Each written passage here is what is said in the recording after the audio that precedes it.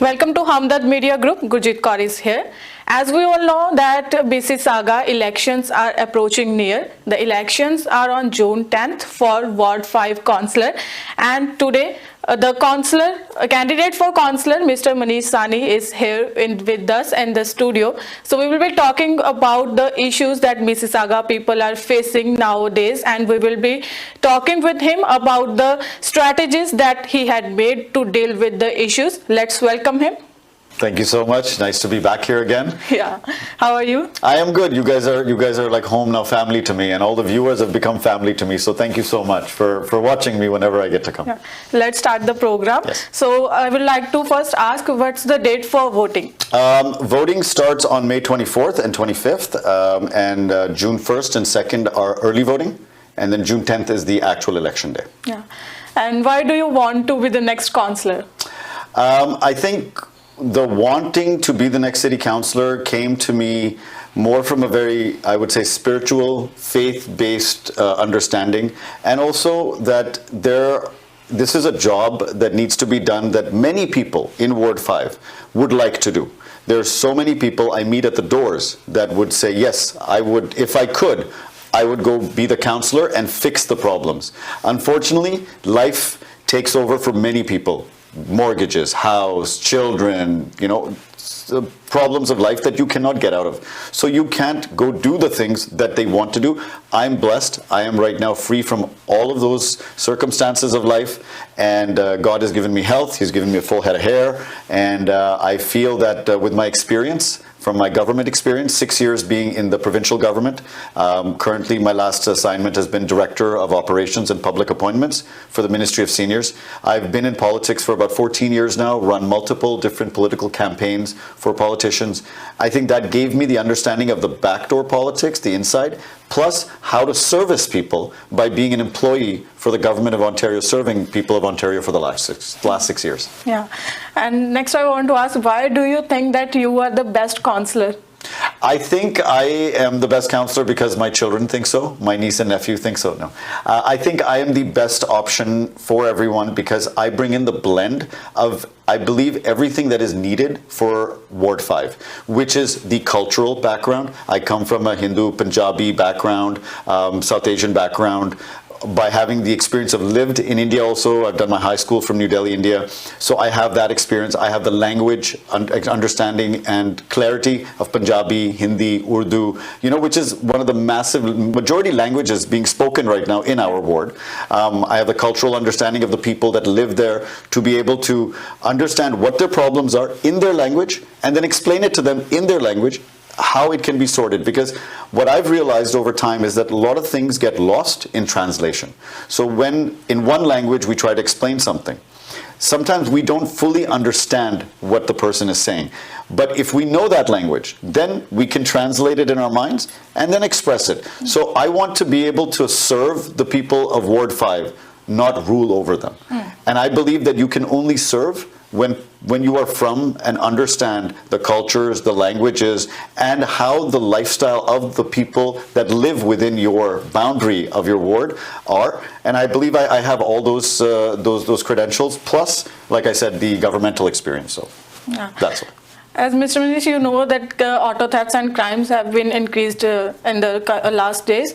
So if you win the elections, what will be your strategy? Well, my strategy is win or lose, doesn't matter. I'm still going to implement the strategy. It's called the All-Inclusive Community Patrol Program, which will involve communities coming together.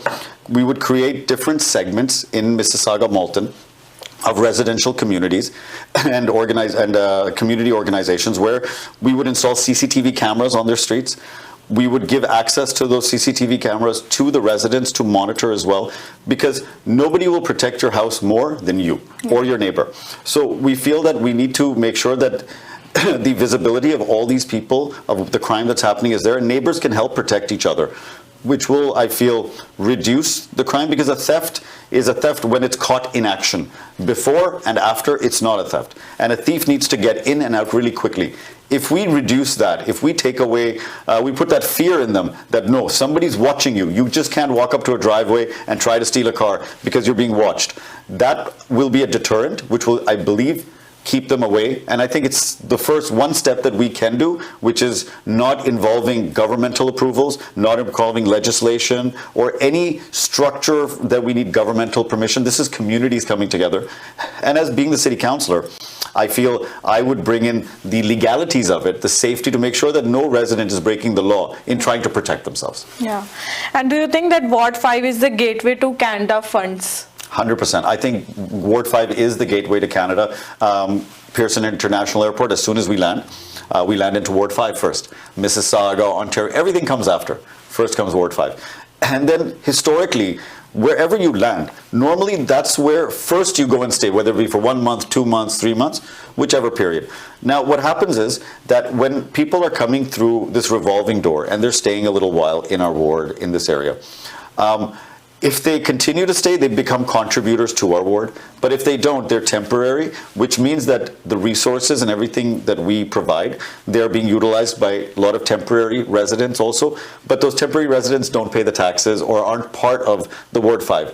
And this is because it's close to the airport, so they have to come here. And I think Malton and Mississauga, Ward 5 welcomes them, because you want to make sure that where somebody comes to your home, your land, your country first, you want to give the best impression. You want to make sure everything is nice, neat, and clean. Unfortunately, that's not the case right now.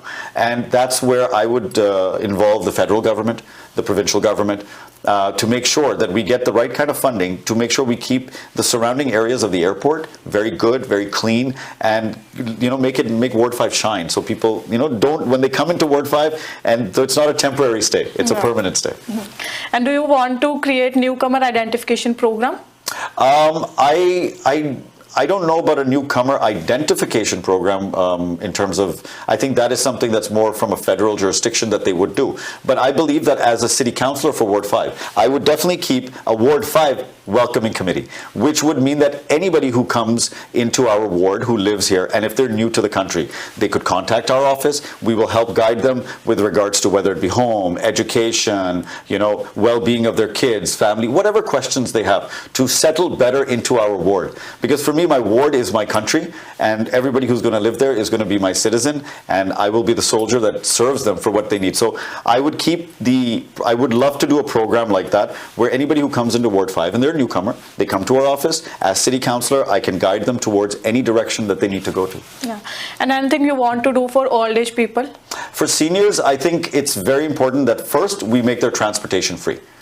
I know that's just $1 right now, but I don't even want to take $1 from my seniors, because especially coming back from the cultural world we come from, respect for our seniors is very important. As you know, in our culture, we bow down, touch our elders' feet, and take their blessings. So that is the kind of vision I've always had for seniors.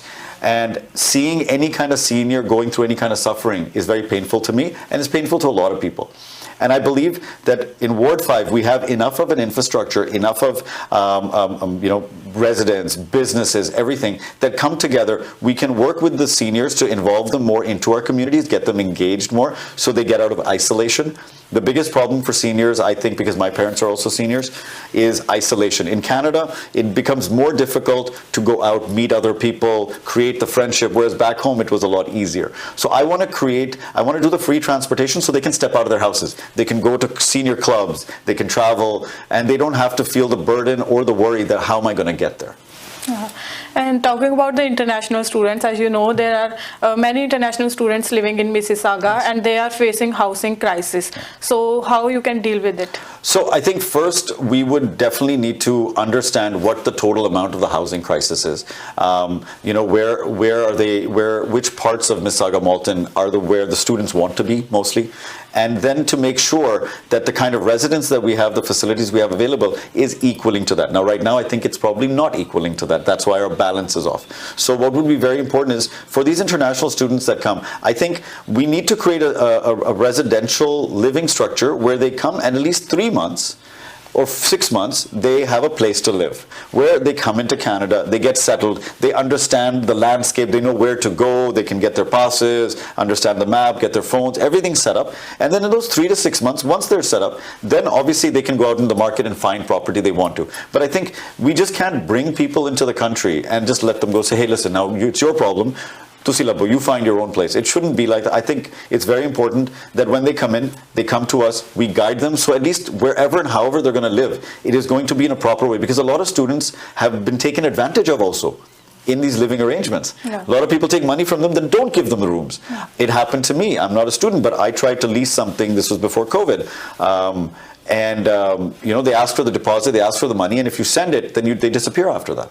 Now, it'll happen to people like us who have been brought up here. So I'm not, obviously, the students who come here, they're very grateful for being here. So when you're so grateful, whatever you get, you say thank you. But sometimes if you're getting the wrong thing, that's not fair on them. So I think the communication, interaction, and them having to come to us rather than trying to find things on their own would be a big step in making sure that the student housing gets more organized, because it's gonna be there. We know that the students are there and they're gonna come and they're gonna want to be there. So we'll find a way. I promise. And with this, anything or any message you want to give to the audience?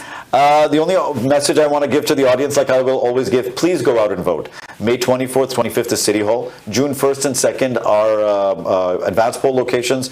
In the Mississauga Britannia Woods area, I think it'll be Frank McKechnie Community Center. In Malton, it'll be the Malton Community Center. You can go to my website at manishsawhney.ca, and I have a link there for all the locations. If you need a ride, if you need any assistance, please call us. We will have vans and buses traveling throughout the areas of Mississauga, in Britannia Woods and in Malton, that if you would like, we will take you there. I'm urging everyone, utilize our service. Why? Not to say you guys can't afford to go or you don't have cars. Everybody does. But we have a carbon tax now, which is a problem, right? It's increased our cost, and then the hassle of parking, going out and coming back. We want to save you all that. All the money that I raise for campaigns, the whole goal of that money is to make sure we get the vote out. And my job is to make sure your vote goes out as easily as possible and happily. Because Malton, you have to come out and vote. Malton especially. Britannia Woods area does come out to vote, do some. But I think Malton is the one place where I'm really, really hoping that the votes come out from. Because if Malton's voice comes out and makes a roar, it will shake everything. I have a full belief in that. So my only request is please make sure you go out and vote. And if you need anything, you can call me anytime. My details are on my website. Yeah. Thank you so much, Mr. Manish, for coming to studio, and good luck for elections. Thank you so much. It was nice meeting you again. So here we talked with Mr. Manish Sawhney, as he is a candidate for councillor from Mississauga Ward number 5, and he talked about the issues that Mississauga people are facing nowadays, and he told us about the strategies that he will deal with the issues. So that's it for the program. Thank you.